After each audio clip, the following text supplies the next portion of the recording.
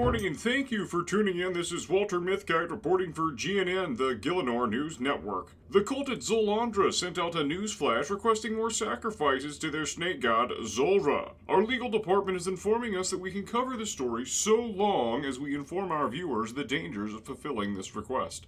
Before this broadcast could even air, it seems adventurers have taken the cult up on their offer. As our ground team arrived, dozens of would-be sacrifices were ferrying themselves off to Zulra's island. Curious as to why the newsflash was put out, GNN was able to get this exclusive testimonial with Zulrah, the cult's high priestess. We are so glad that you could join us at Zolandre today. We are seeing adventurer after adventurer ferry themselves across to sacrifice themselves to our blessed snake mother, Zulra. We have also seen many that must have turned the boat around halfway and returned. When they come back, they insist that they have slain our beloved Zulra. This is impossible. Our snake mother is not able to be defeated. We have urged those adventurers to get back on the boat and ferry themselves out. The whole reason we ask for more sacrifices is because the sacred eels that our snake mother sends us have been making it to the shore in lower amounts. We fear that Zulra is sensing a lack of faith from us, and we must prove our devotion. Please, adventurers, come to Zolandre and sacrifice yourself to the glory of the snake mother. Well, we are thankful to Zulrah for her testimonial. Our team here at GNN had to maintain our journalistic integrity, so we tried our best to grab an adventurer that had been consistently rowing their boat out to Zulra's island as opposed to just taking a cultist testimonial. Our ground team has Chad, an adventurer from Lumbridge, live on the comm orb now. Chad, thank you for joining us. What do you have to say in response to Zulrah's claim that Zulra is impossible to kill? Bro, that chick is whack, man. Before today, I only killed this money noodle a couple times so I could drip out my Void Knight robes and make some coin. But today, bro, I've been rinsing that smelly snake, man. Sorry, Chad. Just to confirm, you have been able to slay Zulra? How does Zulra keep returning? Shit, Walter, maybe she is right, bruh. Now that I think about it, when I put Zulra down, its body falls back into the swamp. I mean, like, Zulra is always at the island when I return. I guess Zulra can't be killed. Right. More coin for me, bruh. Other adventurers are paying me out the nose on the ground exchange for this snake's scales. Well, congratulations on the windfall profits there, Chad. Would you be willing to share how you are defeating Zulra?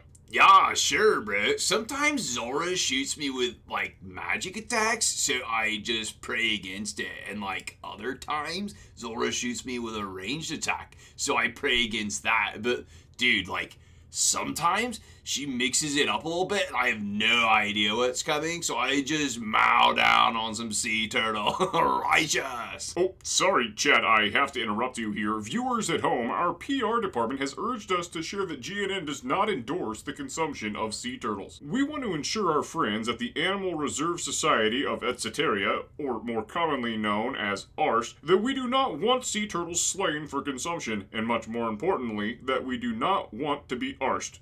Chad, if you're still with us, please continue. Yeah, sure, man, whatever. Anyway, so after chomping down on a bunch of sea turtles, I make sure I stand out of the way of the poison clouds that Zulra covers the island with. Oh! Also, I have to change which weapons I use. Like, sometimes she doesn't take any damage from my Bofa. Bofa. So I switched to my twin flame staff, and bro, I am so glad that Adventurer Travag posted that video on the RuneTube app. I watched it on my comm orb and this thing cooks. I think I might try out my Noxious Halberd today. I've seen some loco bros taking that in with the robo with them. I can't believe I never thought of that. Yeah, I'm gonna go get it now, actually. Later, bro. Right, well, thanks, I guess. We at GNN aim not only to be known for our accurate reporting, but Also, for our role in fostering a safe and efficient community. This week, we caught wind that some adventurers, or at least one, may not know the quickest way to the Whisperer, colloquially known as the Goth Mommy, in the Lassar Undercity. This is a public service announcement that adventurers should activate the Cathedral option on the teleporters available in the Undercity. Not using this option on the teleporter could cost a lot of time and be highly embarrassing. This has been our PSA this week. If you appreciate the work GNN does for its community, please consider the fact that we are only able to operate on the airwaves because of viewers like you that like and subscribe to our broadcast. Over at the Chasm of Fire, the Shazian army finds itself in an embarrassing situation. While Lord Shiro insisted the increased demonic activity was nothing to worry about, the disciples of Yama put the following video announcement out on the Comorb forum app. Foolish adventurers have blasphemed the Master of Pax! Our Lord Yama will not idly sit by, as you say, his judges! You have 1 week to prepare before our Lord Yama is ready to sign your contract. His demands are non-negotiable, and your life non-refundable. Adventurers will pay. Sophia transgression was turned to ashes. Adventurers that do not comply will end up in the same state. Well, that's more unfortunate than a teleblock in the deep wilderness. On one hand, I am happy that I am not one of the adventurers that appears to have upset the cult of Yama. On the other hand, I cannot believe that Nomad's conspiracy theory about Yama being summoned came true. Wow, at least in part. I mean, he said something about the leprechauns being involved, but this revelation doesn't appear to have anything to do with those friends of the farming folk of Gielinor.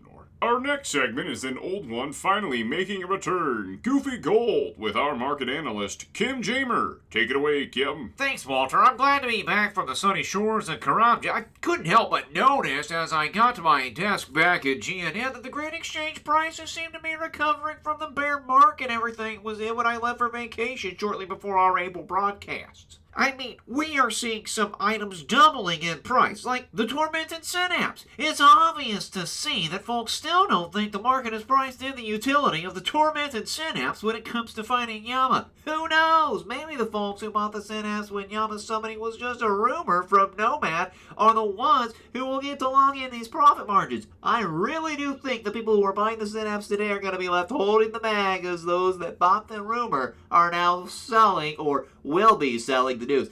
I'm saying to get out, folks. Sell, sell, sell. Back to you, Walter. Thank you, Kim, and again, welcome back. I would follow your advice, but I'm too poor to afford a Synapse anyways. In any case, folks, just this morning the Easter Bunny has left Varrock for rehab. Many of you may remember from our broadcast last month that the bunny was in shambles in lifting booze from the Blue Moon Inn. We asked Bart Ender, the proprietor of the Blue Moon Inn, to comment on the Easter Bunny stealing from his establishment. And he sent us this voice message from his Comorb. Oh, you know, I feel for that poor bunny. Bunch of adventurers be coming up to me, always expecting something from me, and I never give in the time of day. Always a spaced out look in our eyes, too. I wish the bunny the best, and I forget a furry bugger. I hope he gets well. No need for him to be worrying about to pay me for the Uncle Henry's gut rut. Get well soon, bunny. Wow, what a show of character. Our team at GNN is also happy to see the bunny off to rehab, and we hope he comes back next Easter, to host his renowned festivities. Our final story is a small one just across the street from the Blue Moon Inn. We typically don't have stories come in from beggars, but Charlie the Tramp in Varrock had his light-hearted story to share. Right, so just this morning I was minding my own business, you know, making adventurers do silly stuff, giving them slips of paper, usual. But when some blokes comes up, he throws change in me cuppa. Splashed some tea all over me outfit, was pretty upset, right? But when I finished me tea, I noticed that bloke gave me enough to buy some more, so I trotted me happy arse over to the tea stall and grabbed me another cuppa. What a guy! Ta, mate! How heartwarming. It's because of exchanges like that I am a proud Gielinorian. This wraps up our broadcast for today. This has been Walter Mithkite, reporting for GNN, signing out.